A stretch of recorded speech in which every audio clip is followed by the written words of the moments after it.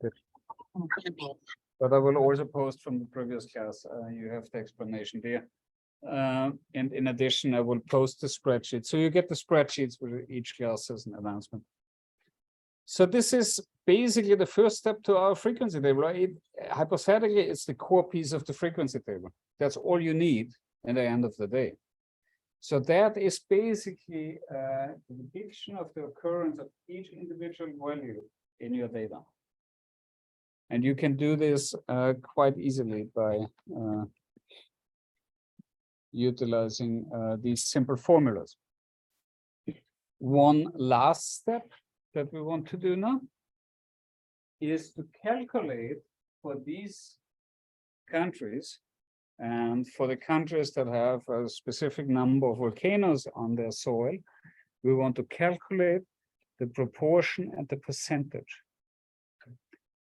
And I hope you remember from high school the difference between a proportion and percentage. So basically a proportion is a smaller part of a certain pool of countries. And you take a certain fraction of that, and you take the smaller fraction and you divide it by the number of your greater pool, and you get a certain fraction of that. You get a proportion of the greater number of countries. If you multiply a proportion by 100, you calculate a percentage. Good. So let's do this. So we do a proportion and we do a percentage. And please know this difference. There are a couple of quiz questions where this may get useful to know.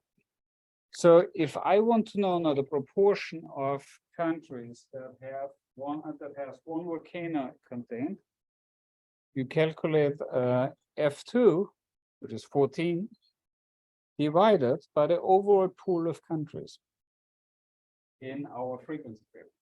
How do I quantify that? I just sum them up.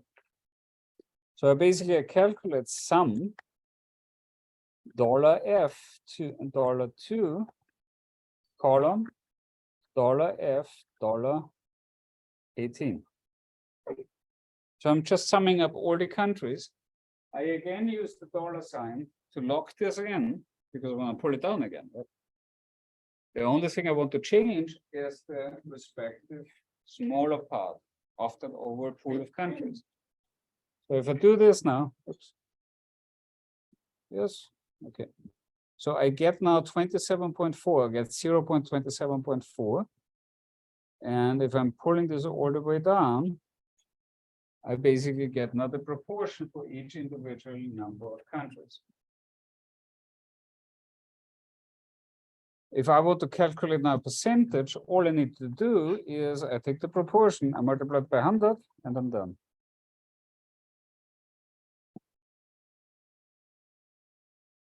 Simple, right? So again, I take F2 divided by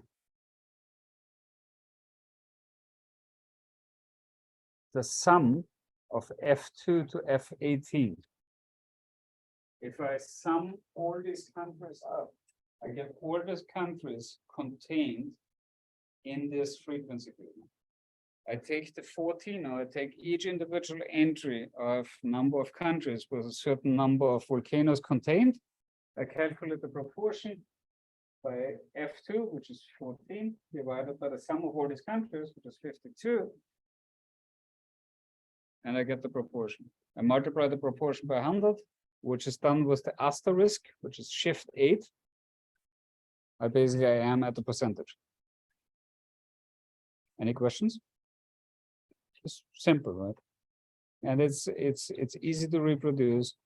I can now make this a little bit more aesthetic. I go on format cells. I click on outline. And I can now build basically a border around it. So whenever you want to change something with a cell, you're basically going on format cells you select outline, and you can here with border, you can customize the border around that table, which is nice. You can make it a little bit more aesthetic. You can be creative and make it easier for me to interpret your homework. Just saying, I would appreciate it. So, okay, so this is this. What you also can do in there is you can select here, for example, the proportions, because here we have how much? 4, 8, 9 decimals. I personally don't see any value to see 9 decimals. Since it's a proportion, I would probably like lock it down to like 3. I select these numbers. I click on format cells. You click on number. In the number field, you have here general number currency. You can pick an individual one that you're comfortable with. If you click on number, you can individualize the number of decimals, which is here 3. Click on OK. And you have now your proportions formatted with only 3 decimals. It will do the rounding for you automatically. If you're selecting now the percentage, for a percentage, you really don't need 3, so you can just go down to 2. You basically take 2 decimals, and here you go, that's your percentages. Good. So you have percentages, proportions, number of countries. And that basically fulfills that exercise that we have seen here. So here the percentages consistent with what we have calculated. And that gets us now to the next part. So we remember that there were 3 different parts to do these frequency distributions. First is the frequency table. Second is the grouped frequency table. Third one is the frequency histogram. We're getting to the histogram last. So now we do a grouped frequency table. That's a little bit more tricky. So let's say we want to have a grouped frequency table showing us these data that we have just put in a frequency table. So it's basically, again, the same approach. We're finding highest and lowest scores. We're getting a full range of data. We're defining the number of intervals in that we're interested in, and then we're basically counting the entries within that interval. And for that very reason, we're going to do now a separate table, which we do right down here. So we do, let's say we do 1 to 5. We do 6 to 10. We do 11 to 15. We do 16 to 20. So that's 4 categories that allow for us to build a grouped frequency table. And now we basically just need to sum that up. We just need the respective entries. So now we need to count again. And the count can be here. You could hypothetically, you could do easily just build a sum. So there's a sum, sum of these countries. So that's one way. But there's a more elegant way. And the more elegant way is also a little bit more complicated, and I got to be honest, it is a little bit more complicated. So we have count if, and this is now, I'm showing you this because I want you to understand how a programmer thinks when they're looking at this. So we have count if, and now if you have more than one criterion that you need to define a range, because you have an upper end and a lower end, you have count ifs. It's that simple, which is quite intuitive, and you've heard it now, and you probably will remember it. So count ifs parentheses open. If you go now on here, the left top in FX, you access the so-called formula builder. FX, you click on that, you get here on the right end, you get the formula builder. And the formula builder prompts you for exactly what Excel will need to do what you want it to do. You first need the reference range, which is now not the range up there. That's actually, again, our raw data. So we're writing $2, $B, $2, colon, $B, $56. The criteria here, yeah. I'm trying. No. I'm not sure I can. No, I can't on the formula builder, unfortunately. So try $B, $2, $B, $56, which is the same range as we have had for the count if follow. So it's the raw data. So with criteria 1, the criteria 1, you will see the final formula then once we're out of the formula builder. It's just the builder I can't zoom in. So the criteria 1 is here, and you only give the outer, you only need to define the ranges. So the criteria here needs to go into quotation marks, and it means it's greater equal to 1. Quotation mark, and then you click here on this plus. Then you again are prompted for the range, which you can just copy paste from above. You again click the plus, that gives you criteria 2. And now criteria 2 is, oh no, it's actually not 1, it's actually 6. And criteria 2 is quotation mark smaller equal 10.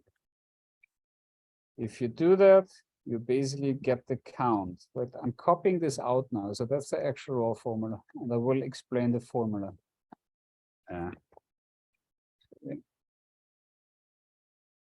Okay. Let's close this, and now I can zoom in. Okay, so this is the formula we need to do this count ifs.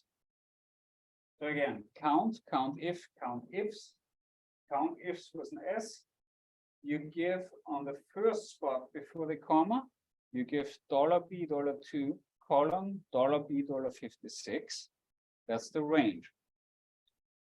You give them next, you give the lower end of the range you're interested in, which is greater equal 6. You then are prompted for the second criterion, and you need first the criteria range, which is $B, $2 to $B, $56, comma, with the criterion smaller equals 10. And that defines your range. Excel will automatically know you're interested in counting all entries between these two ranges. I can also do the same exercise for the next one, which is 11 to 15. Does the same thing.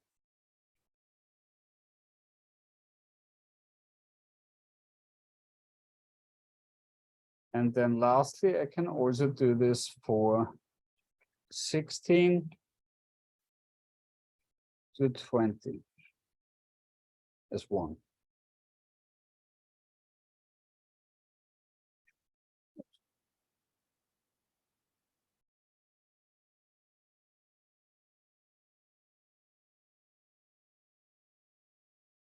Okay. And that's basically the extra portion of it. So so the main interest was here to allow for you to understand how to utilize count if, and count ifs.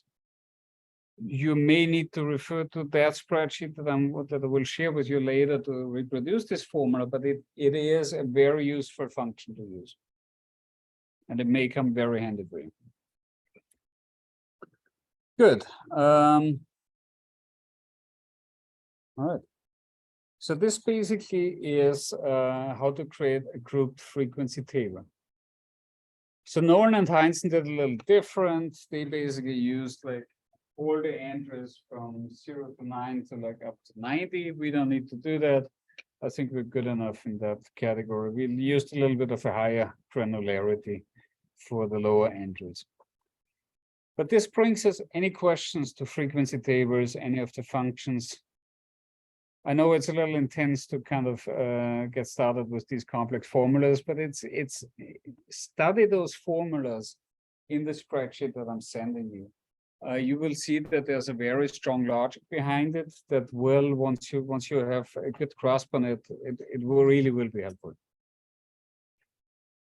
Good. Let's carry on. So if we are now looking at a visual depiction of this data, so we have now in a tabular format, we have summarized this data, and we have basically put this together in a way that you can quickly understand how does this data somewhat distribute. Ultimately, what you want to do is to build a so-called frequency histogram. A histogram is probably the most often produced graph that you will find in stats for that very reason, because it allows you very simply and very swiftly to get an overview of your data, to understand how does it distribute, where are the extreme values, where are the outliers, and to basically characterize your data. So basically a histogram is nothing else but a bar graph, meaning it has vertical bars that basically depict on the y-axis the frequency of a respective value, and on the x-axis it shows the values, the possible values for your data set. If you want to create histograms, you basically define the ranges, so-called bins, and you drop all these values, each occurrence, you drop into these bins, and you just count them within those bins, i.e. ranges. And then you are depicting on the y-axis as frequency in those bins, and you build the bar and you fill the bar up. It looks like this. That is a histogram for our examples of the number of volcanoes. And we can also do this in Excel. I failed before with the other class to be able to do this as an Excel spreadsheet, but I will be able to do it now. Hold on. The way you need to do that, let's select all these. You go on, you select from 1 to 52 up until 17, because that's kind of what we used. You go on insert, and you have here at these recommended charts here on top, you have here the middle one with the homogeneous bars, you have here histogram. So if you do that, you basically get here a histogram. It's not very pretty, I have to say. I don't like it necessarily because R makes much nicer histograms, but I may be strongly biased. I just like R more. But hypothetically, you can do various things with it. You can also kind of customize it. You can format data. You can do bins, number of bins. We can do now 17. Yeah, so here's 17. That kind of looks more like the bin that we see from Nolan and Heinzen, right? So we have 14, 12. So we see each. Yes. So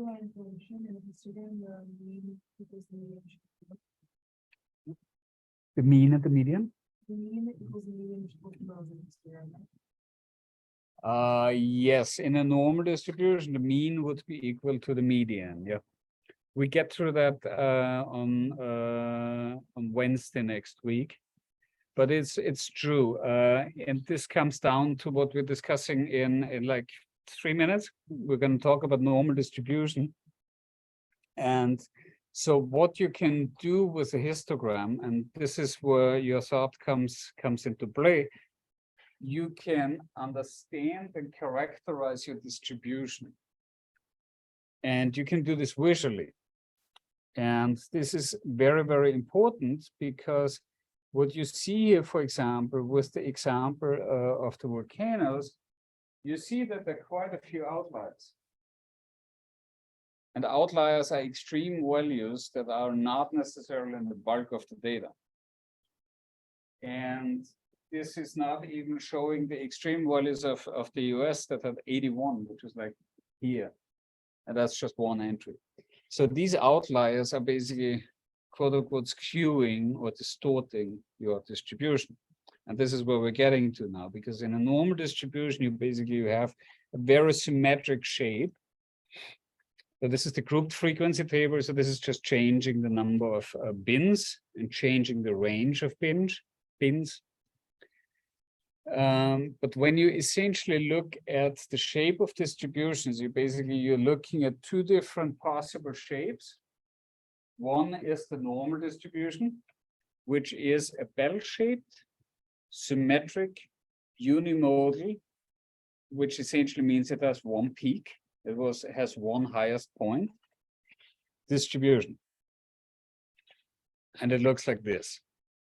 That was like a typically normal distribution. That's the Gauss distribution. It's a bell-shaped curve, symmetric, unimodal. Unimodal means like that's the mode. And then a perfect normal distribution, just like we pointed out, the mode is here, the mean is here, and the median is here. Unfortunately, not always the same because there's always some skewness to data. Skewness means it's pulled. So the mean is pulled compared to the median and the mode. And this is caused by outliers. Outliers look like this. So now all of a sudden you have values that are further to the positive or they're further to the negative, and they're shaping the distribution that we have here, a so-called tail. This tail will then determine how you will refer to when you describe that distribution. If the tail points to the positive, upwards, you're talking about a positive skew or a right skew. If the tail points to the negative or to the left, we will talk about a left skew or a negative skew. And this is important for you to understand because you will, not only is it important that you know how to refer to distributions, it will also be an exam question. So almost 100% assume that there will be a question testing that kind of understanding. And when it comes down to mean and medians, because I hope you all know how to calculate the median, mean, which we have discussed last class and we'll further discuss next week Wednesday. If you build an arithmetic mean and you have outliers that are negative or very low, this will automatically make the mean arithmetically be lower. Whereas the median doesn't move much. So if the mean is smaller than median, you have outliers to the left, you have low outliers. The other way around, it's in the opposite. Makes it a little tricky, but we will discuss that intensively and I will explain that next week, Wednesday. Good. So essentially we have here data, we have normal distribution and skewed distribution. We have here a normal distribution on the left. Doesn't look as pretty as when you look at it in this format. This is a so-called frequency polygon, kind of depicting the density. So it basically takes the density of data points and it kind of takes into account the whole distribution of all the data as a whole. And it fits a function through it and depicts it as one smooth line. You will not need to know how to do that exactly. It's quite a laborious and difficult process, but basically it allows for you to look at the data in just with one smooth line rather than having to look into bars. When you have the bars here to the left, you also have the bars here to the right. The bars to the right show a so-called skewed distribution with one particular occurrence of what is called a ceiling effect. So a ceiling effect, so we talked about that, tail to the left, negative, tail to the right, positive. The ceiling effect is a situation where basically you have a numerical restraint. So it's like you cannot go beyond a certain value. Classically, it's like we've seen just before, the GPA data, or another example is exam data. You have like a maximum of 100%. It's like you can't achieve more than 100% on a test without extra credits, not the same situation you have with the floor effect. You have a floor effect when there is a minimum possible value. If you can't go less than negative, or you can't go less than a certain value, you cannot go negative. You basically have a distribution that has an abrupt end at zero. Classical example, which you see quite often shown, is median household data in New York, in the US. Basically, you have like the bulk is somewhere on the lower end, and then the higher the household income becomes, the more scarce the data will be. Floor effect and ceiling effects. Good. Lastly, we have to talk about a so-called dot plot. So a dot plot is a little bit different from a histogram. In principle, it also shows a distribution. Are there any questions concerning distributions? Distributions, histograms, any questions with any of this? Okay. So the dot plot is basically comparable to the histogram. It shows a distribution, and it shows the occurrence of each individual value. So you see again the frequency depicted on the y-axis. You see the individual value on the x-axis. Different with the dot plot is now that it's not, the frequency is not depicted as a bar only, but you have each individual value shown represented in the form of a dot. So what's the logical consequence of that? You will not be able to do that for very large data frames. Because essentially, if you have a data set with like 200,000 patients, that's a lot of dots. So it's rather something for smaller data entries. This being said, what Nolan and Heinz had shown here, yeah, so they're walking you through how to do that. I don't have strong feelings about dot plots, so I'm not embarking on this, but just for you to understand. So here's the table that Nolan and Heinz show. So they basically have here years of education in the countries listed here with quite long times of education here in Canada, Czech Republic, whereas it's in other countries with less resources, it's shorter. And here you see a dot plot that basically shows the number of countries with a respective value for years of education on the y-axis. So this is how a dot plot looks like. Really, what is to be kept in mind, the dot plot really shows each individual data entry as a dot. Any question on this? It's kind of simple, right? Not that complicated in a way. And this brings us to the end of the lecture. So are there any questions on any of this? So it's really, I think the most important thing, so histograms, I think, are quite intuitive.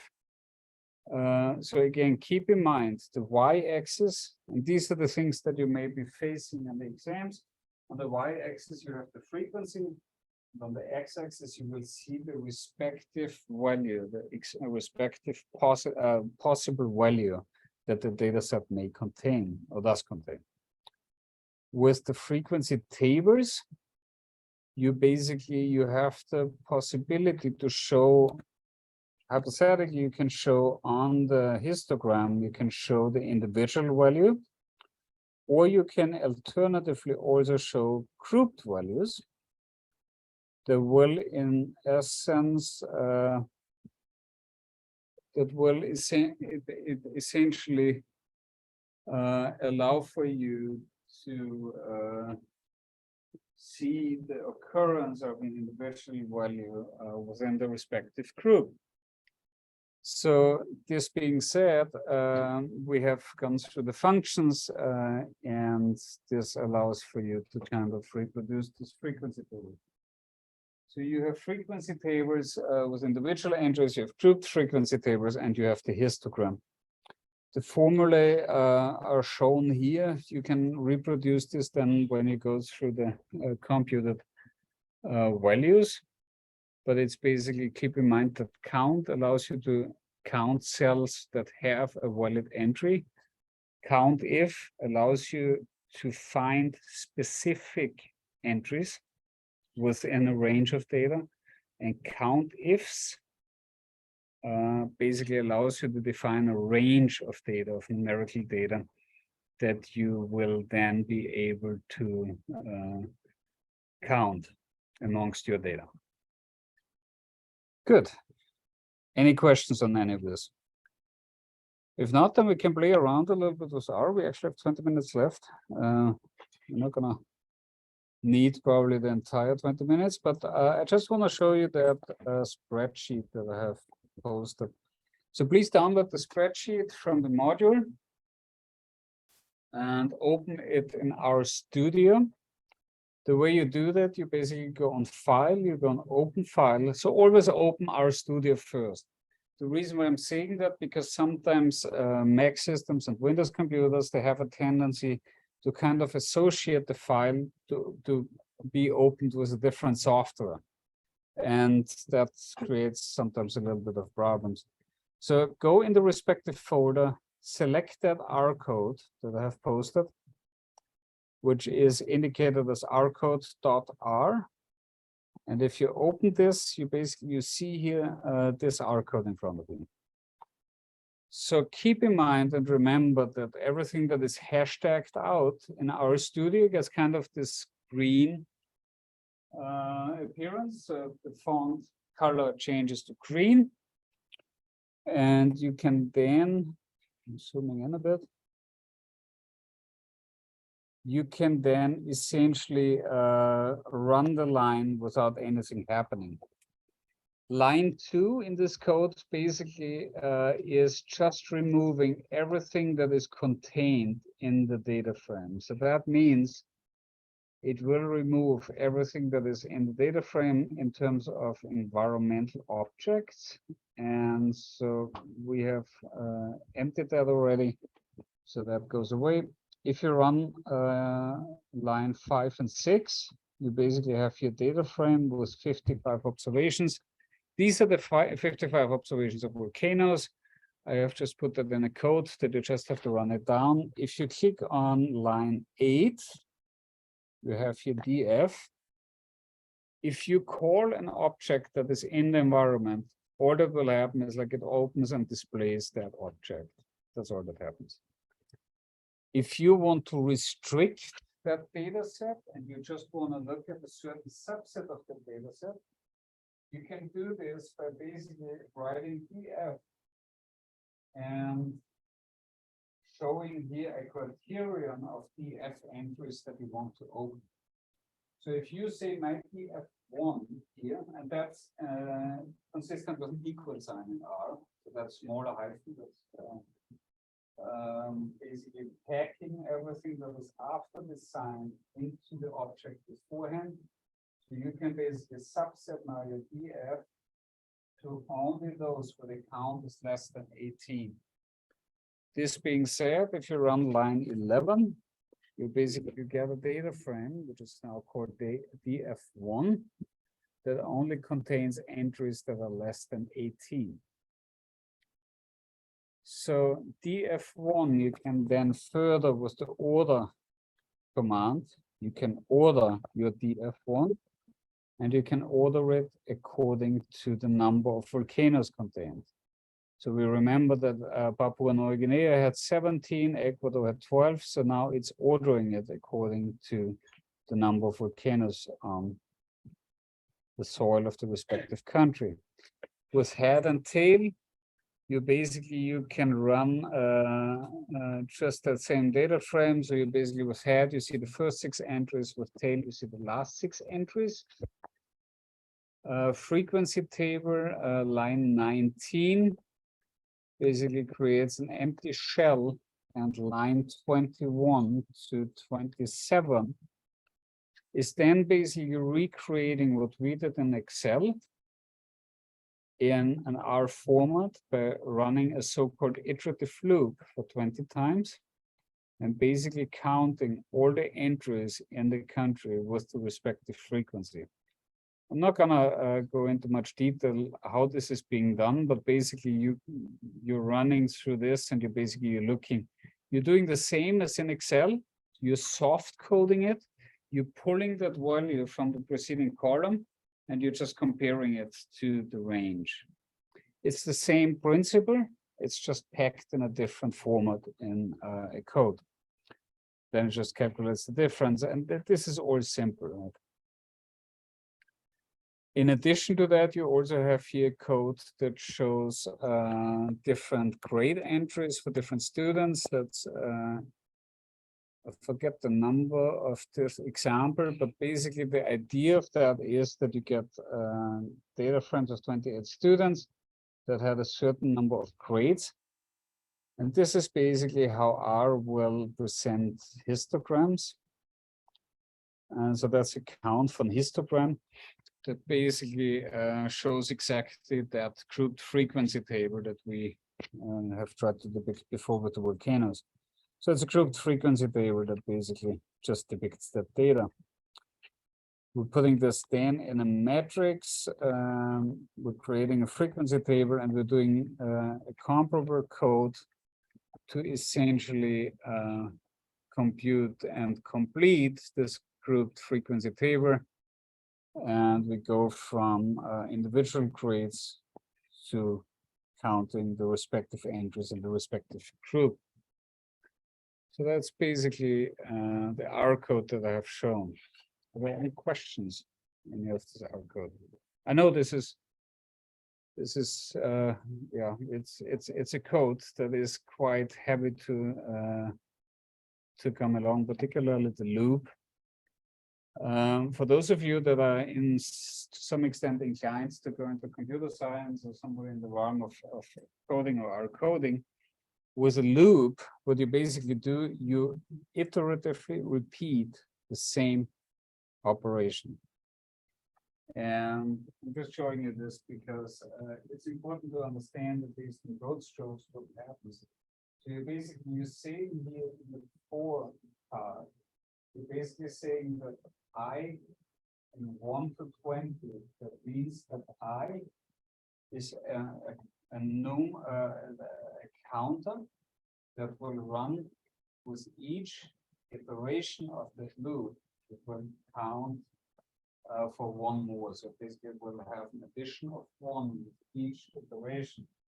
And during that period, you're basically running through that very same code. So you're basically quantifying the length of those countries. So you're quantifying, that's like the count function in Excel.